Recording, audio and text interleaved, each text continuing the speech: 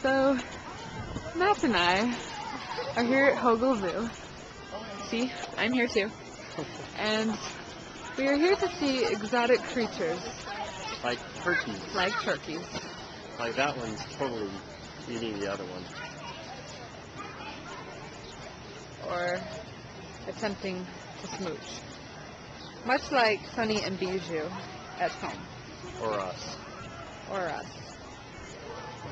But these are the kind of creatures that you pay good money to come and see.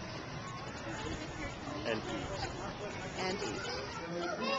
We have also paid to see lettuce in a cage. Because apparently this exhibit is completely devoid of any animal except for the lettuce.